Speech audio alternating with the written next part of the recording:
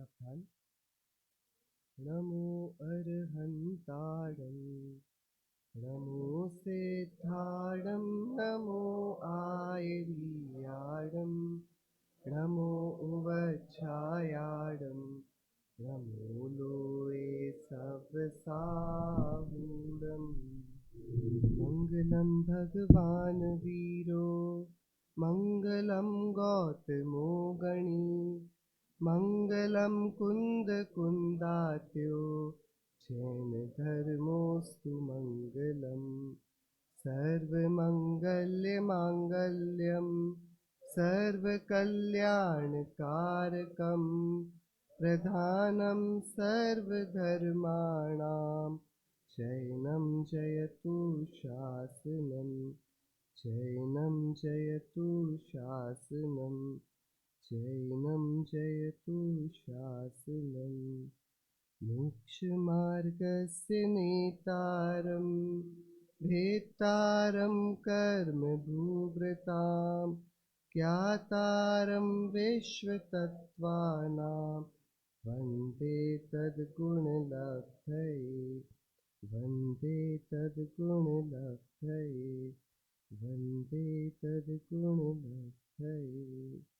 मंगलमय मंगलकरण वीतराग विज्ञान नमो ताहि जाते भय अरहंताति महान। करि मंगल करि हो महा ग्रंथ करण को काज जाते मिले समाज सब आवे निज पतवार आवे निज पतवार। कलिकाल सर्वज्ञ श्रीमद् भगवद आचार्य कुलकुल देव, जिन्होंने अपनी चरण रज से इस भूमि को पवित्र किया, उस पुनीत प्रदेश में आज हम सभी यहाँ एकत्रित हुए हैं।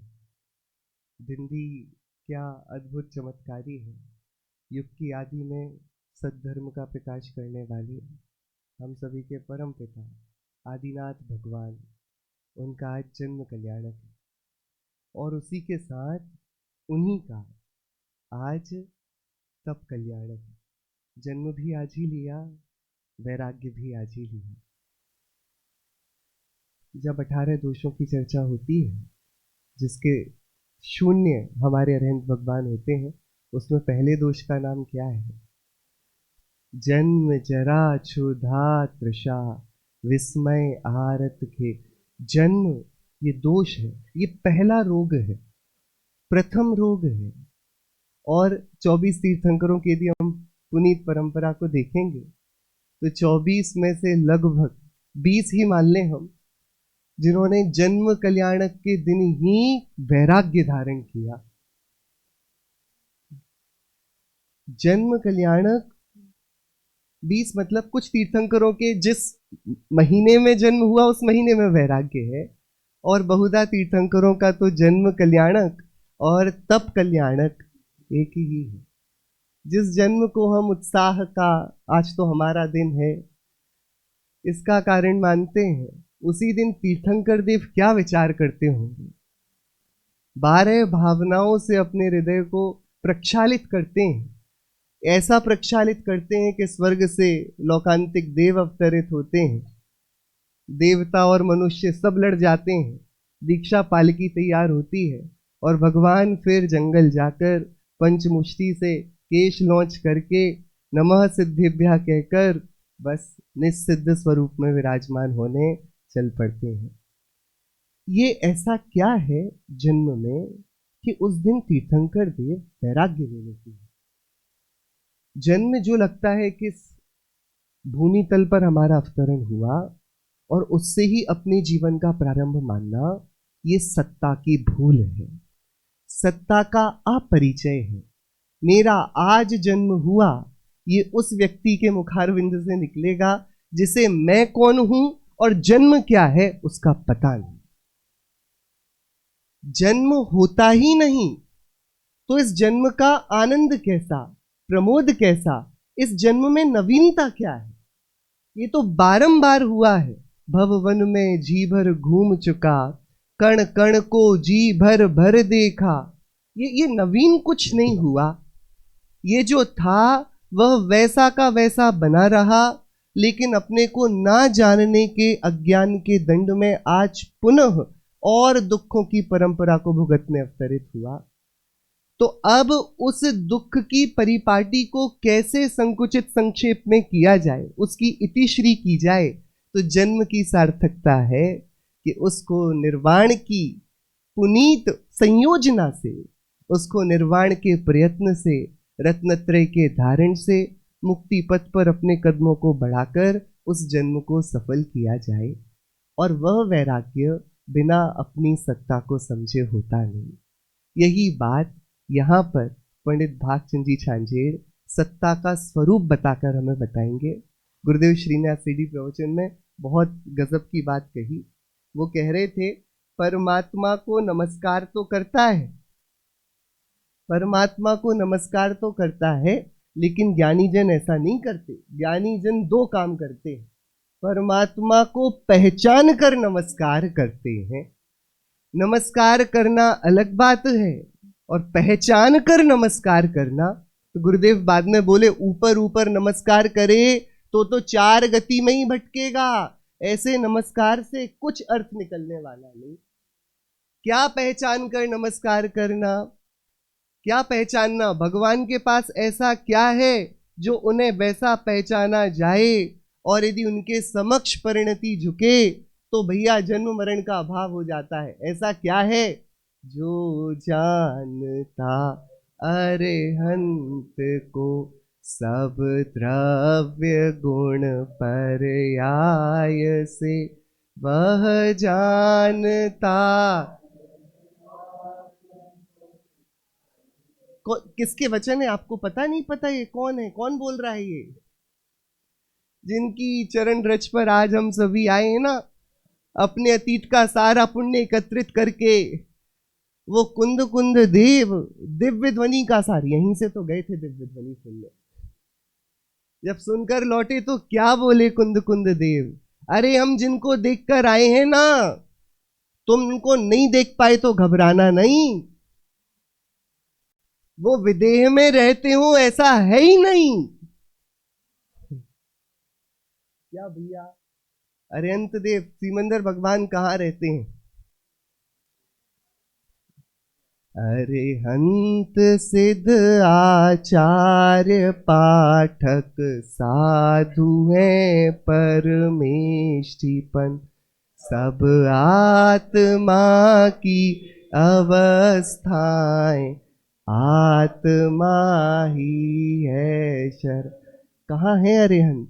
किसे नमस्कार करना है? ऐसा कौन है जिसे नमस्कार करके नमस्कार करने की ये व्यथा मिट जाती है? फिर अब कौन झुके और कौन किसे झुकाए, कौन पूज्य है कौन पूजक, कौन आराध्य कौन आराधक, ये कोई ये पतली रेखा भी नहीं बचती। ऐसा वह वस्तु तत्व कौन है कि वह और कोई नहीं है, वह मैं हूं। इस मैं के कारण ही वे अरिहंत अरिहंत हैं, वे सिद्ध सिद्ध हैं, वे आचार्य आचार्य हैं, उपाध्याय उपाध्याय हैं, साधु साधु हैं। लेकिन हाँ, क्या दोष इस बुद्धि का, इस मोह की महामदिरा का, कि ये जाननहारा करनार बन गया, सब भूल गया। बड़ा राजा था, बड़ा राजा, 3 भुवन का राजा। क्या कौन था? 3 भुवन का राजा था, लेकिन रंक बनकर बिललाता फिर रहा है। सुन चेतन एक बात हमारी, 3 भुवन के राजा, रंक भये बिललात फिरत हो विषयन सुख के खाजा। चेतन तुम तो चतुर सयाने, अविचल रिद्धि गमाई, रंचक विषयनी सुख के कारण। नहीं, कहाँ गई चतुराई? ऐसा पंडित दयानंद राय जी का बहुत सुंदर भजन है। वो पूछ रहे हैं हमसे, भैया तुम तो वही थे ना जो 3 भुवन के राजा थे, आज तुम्हारा ये हाल कैसे हुआ?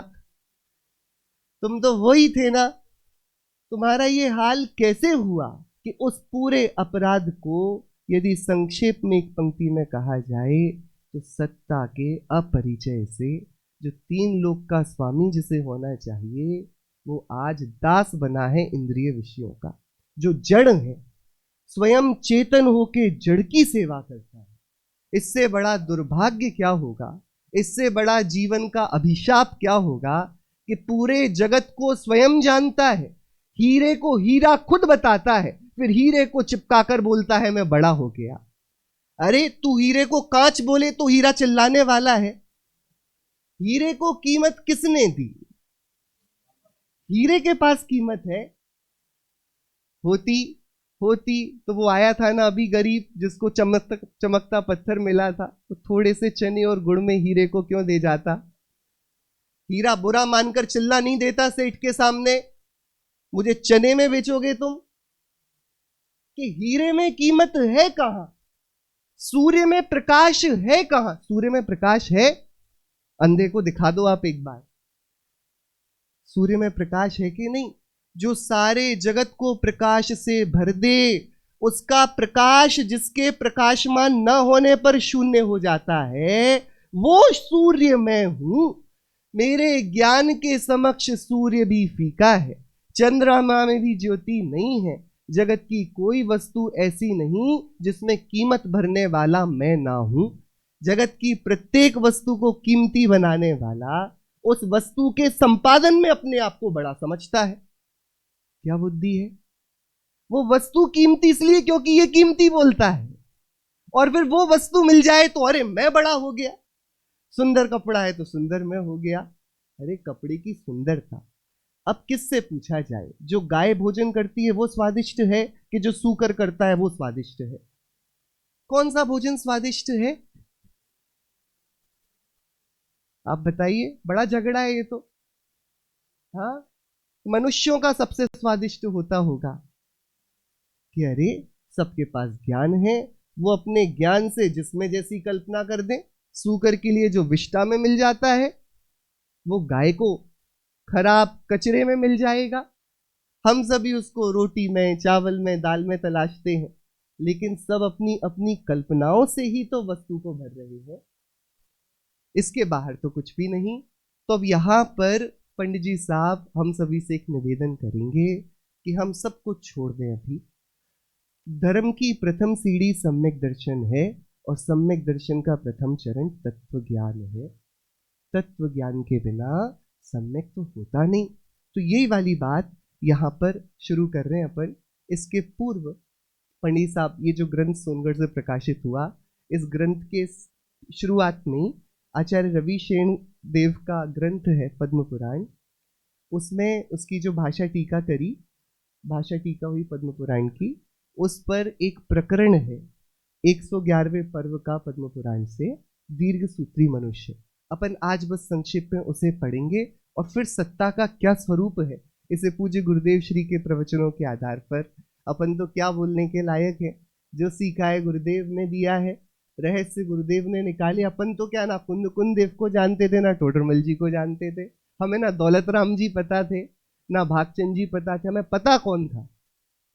उन्होंने ही धवला पढ़ी, उन्होंने ही पंच परमागम पढ़े, उन्होंने ही मोक्ष मार्ग प्रकाशक पढ़ा, चिदविलास पढ़ा, अनुभव प्रकाश पढ़ा, विद्वानों के ग्रंथ पढ़े, आचार्यों के ग्रंथ पढ़े, और सब में से निचोड़ निचोड़ कर बस एक धुनी निकाल कर दी। अरे तू निर्णय तो कर, हम भगवान हैं, हमारी सत्ता है, इस सत्ता का निर्णय कर। ये सत्ता की बात है, होना होना। ये देखिए शुरुआत में बहुत ज्यादा दीर्घ सूत्री मनुष्य, आज की भाषा में करें प्रोक्रेस्टिनेटर, हर बात को कल पर टाल देने वाला। क्या लिखा देखिए, काल करे सो आज कर, आज करे सो अब, पल में परलय होएगा, बहुरी करेगा कब। ये सबको याद है, स्कूल में पढ़ाते थे तो इसके नीचे है पद्म पुराण से, दीर्घ सूत्री मनुष्य अनेक विकल्प करें। आप सब आए, यहां तक आए चलकर बहुत तकलीफें भोगकर आए होंगे।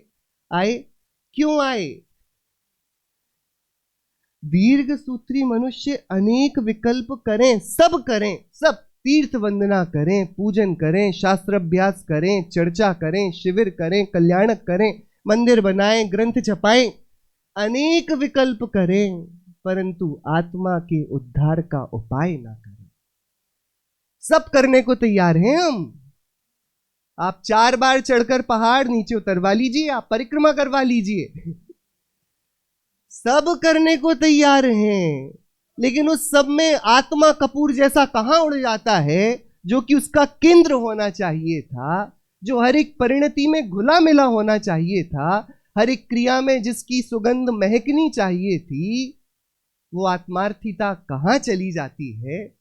दीर्घ सूत्री मनुष्य अनेक विकल्प करें, परंतु आत्मा के उद्धार का उपाय नहीं करें। तृष्णा करहता क्षण मात्र में साता ना पावे, मृत्यु सिर पर फिरे ताकि सुध नाही। भैया कब मरने वाले हैं अपन सब? पहले तो प्रश्न ये उठना चाहिए, मरने वाले हैं कि नहीं? अरे भैया मरने वाले हैं। जन्मदिन खूब मनाओ, अपना जन्म इस संयोग से, जन्म इस नो कर्म से देखो, और फिर बोलो हमें मरता नहीं, तो ये दोगुली बात है, झूठी बात है। आईने में देख के जिसको प्रसन्न होते हो वो तो मरेगा ही, उसका जीवन अमर नहीं है। यदि परिचय इसका है तो हम मरने वाले हैं। जो नहीं मरता वो ये नहीं है, ये तो संयोग है, संयोग का नाम ही संयोग है, मतलब वो वियोग को लेकर के खड़ा हुआ है। मृत्यु सिर पर फिरे, जिससे अपना पूरा परिचय हमने समेटा हुआ है, वो तो पता नहीं कैसे कब रेत का महल है, कब कोई झोंके में सब तहस नहस हो जाने वाला है। मृत्यु सिर पर फिरे ताकि सुध नाही, क्षण भंगुर सुख के निमित्त दुर्बुद्धि आत्महित ना करे।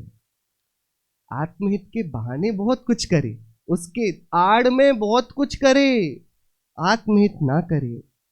विषय वासना कर लुप्त भया, अनेक भांति विकल्प करता रहे, सो विकल्प कर्म बंध के कारण है। किससे होता है कर्म बंध भैया? विकल्प से। विकल्प से दो बातें हैं अपने साथ, एक ज्ञान है और एक राग है। ये जो राग है, ज्ञान जिस राग की तरफ आकर्षित हुआ, उस ज्ञान को ही विकल्प कह दिया। जो ज्ञान ज्ञान को नहीं देखता, राग को देखता है, इच्छाओं को देखता है, अभिलाषाओं को देखता है, कल्पनाओं को देखता है, वो ज्ञान विकल्प है, उससे आश्रव है, बंध है। वो ज्ञान स्वस्थ नहीं है, उस ज्ञान से बहुत बंध की विपत्ति पड़ने वाली है। धन यौवन जीतव्य सब अस्थिर है। क्या क्या अस्थिर है भैया? धन, धन ये अस्थिर है, और ये जो इंद्रियां भी स्वस्थ दिख रही हैं ना, ऐसी हमेशा रहें। हमेशा की क्या बात कहे, सुबह का शाम को भरोसा नहीं भैया, कहाँ पैर फिसले, कहाँ कैसा हो जाए, फिर चल नहीं पाए, बैठ नहीं पाए, देख नहीं पाए, कुछ पता नहीं। धन यौवन जीतव्य सब अस्थिर है, जो इनको अस्थिर जान सर्व परिग्रह का त्याग कर आत्म कल्याण करे, सो भव सागर में ना डूबे। और विषयाभिलाषी जीव भव विषय कष्ट सहे। देखो क्या क्या, हजारों शास्त्र पढ़े और शांतता न उपजी तो क्या? क्या लिख रहे हैं भैया? आप लोग चेतना में हैं, अभी समझ रहे हैं आप लोग क्या बोल रहे हैं? अपन को थोड़ा यहाँ पर पंडित जी साहब आचार्य रवि शेण के चरणों में बैठकर 11वें सर्ग में प्रसंग पाकर हम सभी को थोड़ा चेता रहे। बोल रहे भैया देखो ये सब किया तो किया ही ना, ये किया ना, ये सब हुआ तो ये किया, यानी कि कर्तृत्व का यहां अधिकार है, तो अभी ज्ञातृत्व बहुत पीछे है। जाने बिना हम एक क्षण को भी नहीं रहते, लेकिन जानने में जो कर्तृत्व का विष घुल गया है, एकदम प्रासुक है, प्रासुक है। वो जो दूध अभी लेकर आए हैं प्रासुक है, मीठा है, एकदम घी से सराबोर है, लेकिन उसमें जो एक बूंद भी विष की पड़ गई है ना, वो विष भी छान कर डाला है। हाँ क्या? तो अब तो ठीक है ना वो, कि अरे सारी देवशास गुरु के चरण में बैठा हो, ज्ञानी भगवंतों के वचनों को सुनता हूं, लेकिन मैं देखता हूं, कान से, आंख से, इनसे सुनता हूं, ये वाले जो कर्तृत्व का ज्ञायक में ना बैठकर, अपने ज्ञातृत्व धर्म को ना पहचान कर कर्ता ही बनकर बैठा है, तो भैया बात क्या है, हजारों शास्त्र पढ़े तो भी शांतता यहां आकर भी नहीं होगी भैया, शांतता। वैसे तो हम बहुत सारा पिंड छुड़ाकर यहाँ आए कि यहाँ कुछ तो मिलेगा, आचार्य कुंद कुंद देव को मिला, तो हमें तो कुछ मिलेगा कि नहीं मिलेगा। अरे एक ही पद पढ़कर शांत दशा होए तो प्रशंसा योग्य है, करने का मार्ग नहीं है भैया। एकदम जैसे बने तैसे निश्चिंत होने की बात है। धर्म करीवे की इच्छा तो सदा करवो करे। बहुत गंभीर बात है भैया, आप लोग को धर्म करना है कि नहीं? धर्म करीवे की इच्छा तो सदा करवो करे, और आगे क्या लिखा, अरे करे ना, इच्छा करता है, करेंगे, करता नहीं है। धर्म करवे की इच्छा तो सदा करवो करे, अर करे नाही सो कल्याण को ना प्राप्त होए। आत्मानुभव करेंगे कि नहीं करेंगे? हम सब भविष्य में जी रहे हैं, करेंगे कि नहीं? सम्यक दर्शन करेंगे? धन यौवन जीतव्य कैसे हैं? सिर पर क्या मंडरा रहा है, तब भी सम्यक दर्शन प्राप्त कब करेंगे? अरे कब करेंगे भैया, आत्मानुभव कब करेंगे? आपको गंभीर समझ कैसे क्रम से कैसे पाठ का बंधन चल रहा है, आप देख रहे हैं। पहले समझें कि हम कहां खड़े हैं। यहां एक अगले पत्थर पे पैर रखना है कि पता नहीं नीचे पाताल में कब गिरना होगा, तो कदम बढ़ता जा रहा है। और भैया इससे बचने का उपाय क्या है वो पता है, लेकिन बस एक के अगले कदम पे उस उपाय का प्रयोग करेंगे, कर लेंगे। पता है भेद ज्ञान ही तो करना है, सात तत्व का श्रद्धा नहीं तो क्या करना क्या है सम्यक दर्शन के लिए? आप में से किसको नहीं पता? आप लोग कुछ नया सुनने तो नहीं आए यहां पर? ऐसा कुछ सुनने आए हो जो आपने अभी तक नहीं सुना तो आप लोग लौट जाना भैया, क्योंकि आदिनाथ भगवान से आज तक कोई दोहरा नहीं कोई नई बात बता नहीं पाया। जो आदिनाथ भगवान बोलते थे वही महावीर भगवान बोलते रहे, वही युग प्रधान आचार्य कुंद कुंद देव ने बोला, वही गुरुदेव बोलते रहे। अब आपको लगे कि कुछ नया सुनेंगे और रोमांच आ जाएगा और आंदोलन हो जाएगा अपने हृदय में, तो भैया इस गलत फहमी में मत रहना। सब पता है, अरे नहीं पता हो तो भी एक श्वान समझता है, एक सियार समझता है, नाग नागिन समझते हैं, बैल समझता है, कुत्ता समझता है, मेंढक समझता है, मछली समझती, कौन नहीं समझता भैया आप बताओ? मत्स्य समझता है इतना बड़ा, क्या नहीं हो सकता?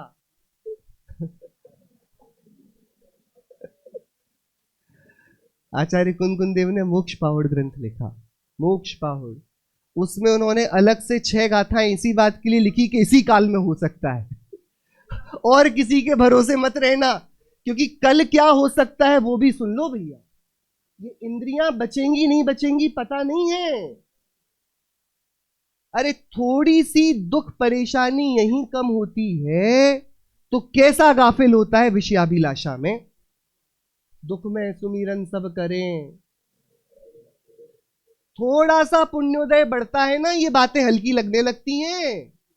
क्या कहां लगे हो भैया, कुछ मेहनत करो, पैसा कमाओ, नाम कमाओ, घर बनाओ, क्या करो भैया? तो जब देवगति में, जब जहां कोई गरीबी नहीं, कोई व्यापार नहीं, कोई ऑफिस नहीं जाना, कोई कॉलेज नहीं जाना, कोई पढ़ाई नहीं करनी, बस सुख भोगना है, वहां पर करोगे ये सात तत्व और भेद विज्ञान की बातें।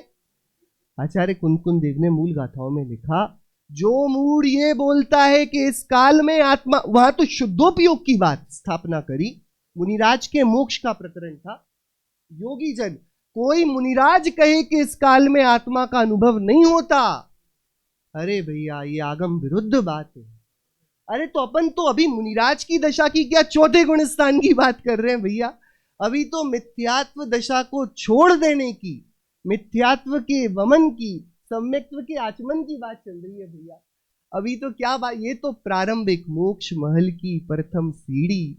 यहाँ बिन ज्ञान चरित्रा सम्यक ताना लहे, सो दर्शन धारो कौन। भव्य कौन से काल में रहते हैं कि अरे जिस काल में मुक्ति मार्ग के ये सम्यक दर्शन ज्ञान चारित्राणी मोक्ष मार्ग कान में पड़ जाए और वो सुन पाए, मतलब वो संगी पंचेंद्रिय है, उसमें पात्रता है सम्यक को लेने की। पुरुषार्थ को ढीला नहीं करना भैया, अपन ही करेंगे, अपन नहीं करेंगे तो कौन करेगा। धर्म करीवे की इच्छा तो सदा कर वो करे, पर करे ना है तो कल्याण को प्राप्त ना हुए। हमें भविष्य में नहीं जीना है भैया, हम अभी करेंगे। हाजरा हुजूर यहाँ है, आचार्य अक्लंक देव ने परमानंद स्तोत्र लिखा, उसके पहले ही पद में उन्होंने लिखा, परमानंद संपन्नम निर्विकारम निरामयम ध्यानहीना न पश्यन्ति निज देहे व्यवस्थितम। क्या आत्मा कैसा है कि परमानंद से संपन्न है, निर्विकार है, निरामय है, लेकिन हाँ खेद है कि जिसको इनका ख्याल नहीं वे उसे देख नहीं पाते। अच्छा तो कहां पर है कि अरे यही निज देहे व्यवस्थितम, यहीं बैठा हुआ है, ये यही मैं हूं ये, लेकिन अरे ख्याल नहीं किया, सोचते रहे किसी दिन देख लेंगे, अरे हूं ना, यहां बैठा हूं, हाजरा हुजूर यहां पर मैं हूं। निज देहे व्यवस्थितम, क्या भैया इच्छा नहीं करनी, इच्छा से काम नहीं होगा। ये आचार्य कुनकुन देव ने मोक्ष अधिकार में लिखा ना, बंधन को जाने और बंधन तोड़ने की इच्छा बहुत करे, इस प्रकार से बंधा हूं और ऐसे टूटेगा, और बहुत विचार करे और प्रयत्न ना करे, तो कब उसकी बेड़ियां टूट जाएंगी, कब टूट जाएंगी। एक धर्म करेंगे, अरे भाई करेंगे कब, ये अब सर्व प्रकार से योग्य अवसर आया है, अब कल पर टालना नहीं। ये मैं बैठा चैतन्य देव, ये बाकी के सारे अजीब, पूरी दुनिया सजी हुई, मैं ज्ञाता, और ये अपना परिणाम स्वयं करते हुए, ये अब तक गेय बनते थे, इनमें देखने जैसा कुछ बचा नहीं, अब इनको देखने का कोई अर्थ निकलता नहीं। मैं ज्ञान का स्वामी, अपनी ज्ञप्ति में, अपनी परिणति में विश्रांति को प्राप्त होता हूं। ये नाचे तो नाचे मेरे ज्ञान के दर्पण में, मैं इन्हें क्यों देखने जाऊं, मैं क्यों देखने जाऊं। ऐसा हो गया, दर्पण के सामने से कचरा निकले तो आप दर्पण को साफ करोगे तो कचरे को साफ करने लग जाओ कि अरे सामने वाला, मकान के सामने कांच लगा हो और रोज कचरे की गाड़ी निकलती हो मकान के सामने से, तो दर्पण में कचरा लगता है कि नहीं मकान में, तो ठीक है, लेकिन कचरा है कि नहीं, अरे क्या तो है ना, कचरा गाड़ी में तो जा रहा है ना, तो साफ करने तो नहीं चले जाते कि बाहर का जो कचरा है उसके व्यवस्थापक है ना, वो लेके जा रहे हैं, उसकी चिंता नहीं करनी, और यहां जो कचरा दिखता है वो कचरा है नहीं, तो हटाना क्या है, साफ क्या करना है। दर्पण तो स्वच्छ धवल ही है ना। भ्रांति हो गई, अरे नहीं नहीं अभी तो बहुत है, अभी तो बहुत मलिनता है, अभी तो बहुत अंदर, अरे ये मलिनता दिखती है, ये अज्ञान का प्रसार, अपने अपने में मलिनता हम देख पा रहे हैं और उस समय प्रभुता नहीं देख पा रहे, ये हमने एकांत कर लिया। ये सामान्य विशेषात्मक वस्तु है ना, तुम विशेष को इतने अच्छे से देख लेते हो और सामान्य की तरफ पीठ करे हो। वो तुम्हारे अभिवादन को नहीं चाहता होगा क्या, वो भी तो अभिनंदन का इच्छुक होगा कि अरे विशेष विशेष का एकांत करोगे तो वस्तु तो खत्म हो गई, पूरी दिखी ही नहीं। जो धुआं है तो यहां अग्नि भी तो है, ये राग आदि हुए हैं तो क्या इसको राग हो सकता है, ये राग आदि का धुआं उठ रहा है तो अंदर चेतना वाली कोई वस्तु है ना। राग का तो अभिनंदन है, राग का इस प्रकार से प्रोत्साहन भी है, कभी कभी उसके वर्जना की भी बात है कि छोड़ दो राग को, लेकिन इन तीनों ही बातों में चेतना गायब हो गई। वो चैतन्य था क्या धर्म करवे की इच्छा तो सदा करवे करे, अर करे नाही सो कल्याण को न प्राप्त होए। जैसे, अब सुनना भैया, कटी पक्ष का काग उड़कर आकाश विष पहुंचना चाहे, एक पक्षी जिसके पंख नहीं है और वो बोले हम उड़ेंगे,